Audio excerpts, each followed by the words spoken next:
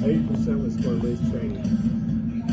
So, and she also has already given a concession speech, which is kind of interesting this early in the game. I'm not sure. While some other counties may have shown that they were supporting her, it would be pretty rough to overcome at this point. Well, some of the scores early on were like 60 to 30. 60 to 30. Surprised by the wide margin? Not if you listen to all the experts. I was just hoping they were wrong. But it does seem early, but obviously she's not going to concede without having had the benefit of more information than we have. Well, it would appear from the early on that she wanted to bathe herself in the Constitution, and the hearings were going on, and I suspect there was a lot bet on the fact that the hearings would sort of overcome some of these differential numbers. But well, what I heard from a lot of people was that they didn't think that she was helping the state. When we're looking at high inflation and we have high gas prices, we don't have very many jobs out there right now in the coal or the oil and gas industry because we can't drill. And they're also concerned about the border and the crisis that's going on there. And they felt like she should be doing more on that than working on that town. So that's what I had heard on the street from a lot of different people.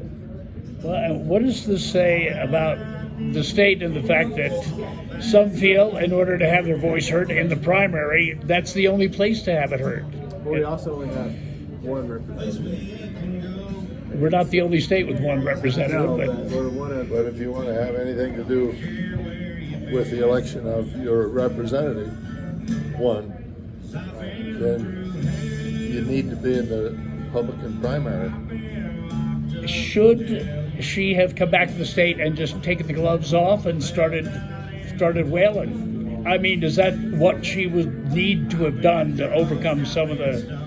Well, she had a ton of ads. There were ads on TV, there were ads in the paper, there were ads on the radio. We had a lot of brochures that went out. I mean, both of them had a lot of stuff. And some were saying that she was already starting to look at, when she started to see those figures, that she was already starting to look at making a presidential run. Well, let's be clear. She had a security problem, and we don't have the information that they have, and that certainly impacted. Right. And I think the behavior of some crowds that in political events these days would cause one to worry about security in a high-profile, particularly a high-profile situation like this. So I think it's also unfortunate that people forgot about what she's done for the last 6 years at least in those areas of oil and gas and coal. She's been very responsive to the people of Wyoming. In any event, she knew when she decided to run that there was no positive political benefit to her, and it was going to be a high cliff to climb. And that sounds like what happened. Ultimately, this was a state that went pretty heavy for Trump, as heavy as any state in America. Trump has won a few and lost a few in terms of races where he kind of got involved.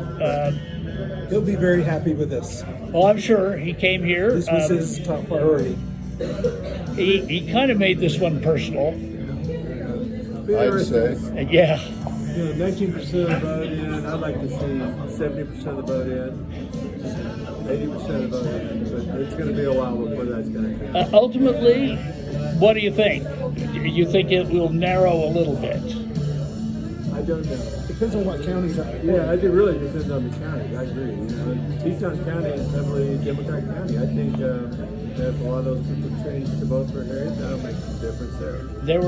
There's no getting around it. A lot of Democrats here changed parties to vote for her in the primary, and it made it kind of an interesting race.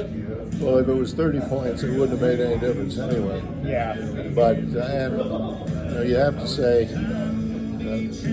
she's operating with high intelligence tonight, and if she's conceded, then it's probably not going to change much from where it is now.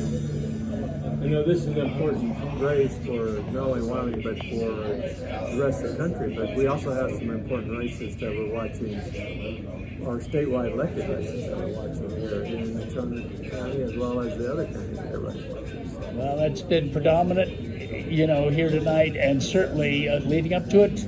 We have city council races, supervision. We got statewide races, The and governor and other 4 statewide elected officials. So it's a pretty important night for Wyoming.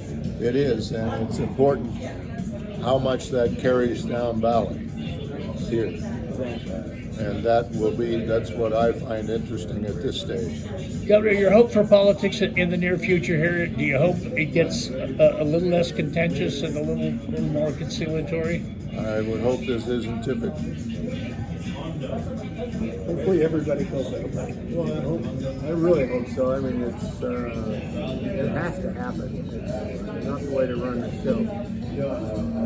All right. Well, there's our panel. We appreciate you all weighing in on this, and we will take a look at some of the other races going on as the night continues. And Governor, thank you for joining us. Thank you very much, Mark. Thank you.